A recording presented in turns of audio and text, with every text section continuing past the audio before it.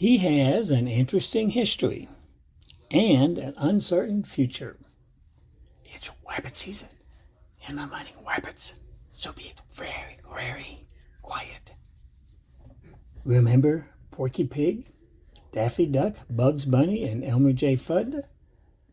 Cartoons were a big part of Saturday morning when I was a youth, and Elmer J. Fudd was one of the major characters in them. Bugs Bunny was his arch enemy. Together, they created one of the fiercest rivalries in cinematic history. Both, of course, are part of the stables of fictional Looney Tune cartoon characters produced by Warner Brothers. Elmer J. Fudd's origin, though, is widely disputed. He began life in the late 1930s as a character known as Egghead, and he was created by Tex Avery. Egghead had a squat body, a long bulbous nose, and an egg-shaped head from which he got his name. Chuck Jones, who briefly provided the voice of Egghead, redesigned him for the 1940 Warner Brothers Looney Tune cartoons called Elmer's Candid Camera. Chuck Jones had Fudd take on a more human-like characteristic. Arthur Q. Bryan provided the babyish voice. Elmer Fudd was a multi-millionaire and owned a yacht, yet displayed a definite lack of intelligence. And with that lack of intelligence, how in the world did he acquire his millions? That was a question that I had always asked myself as I watched it as a youth.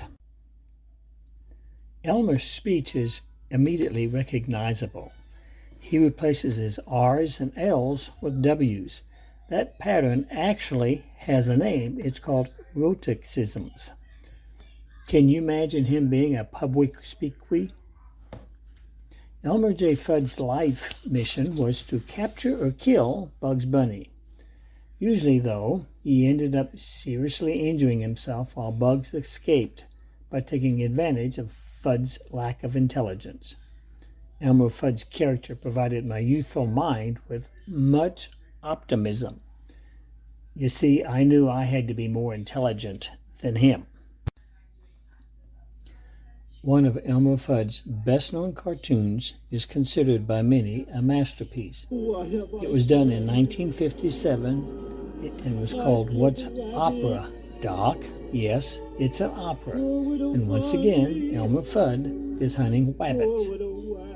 But this time he and Bugs Bunny sing, dance, and even eat the scenery. This is one of the few times that Fudd actually bested the bunny. But Fudd feels bad about it. What did you expect in an opera? A happy ending? Fudd was originally voiced by Arthur Q. Bryan, a radio actor, who voiced him for 2 decades. Bryan died in 1959. Hal Smith, you know him as Otis Campbell, the town drunk on Andy Griffith's show, replaced Bryan, but for only 2 cartoons. After that, one more Fudd cartoon was made, but he had no lines. The decision was then made to retire Elmer J. Fudd. Since then, Fudd has had guest appearances in other cartoons, but was ultimately played by other voice actors. Elmer J. Fudd has come out of retirement, and he's joined with the DC Universe. In this DC Universe, he and his cartoon friends take human form. Today, Fudd frequents Porky's bar. He is no longer the hapless hunter bested by Bugs Bunny and Daffy Duck. Instead, he is a hired killer, lured out of retirement, and he's on the hunt for Bugs Bunny, a hitman who has killed someone Fudd loves.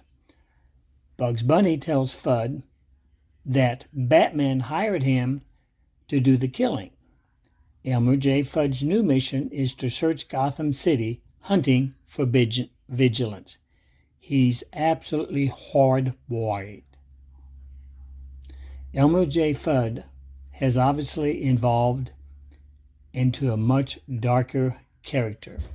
I, for one, much prefer my generation's Looney Tunes cartoon characters.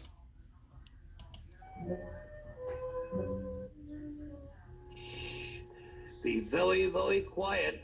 I'm hunting rabbits. Ha ha ha.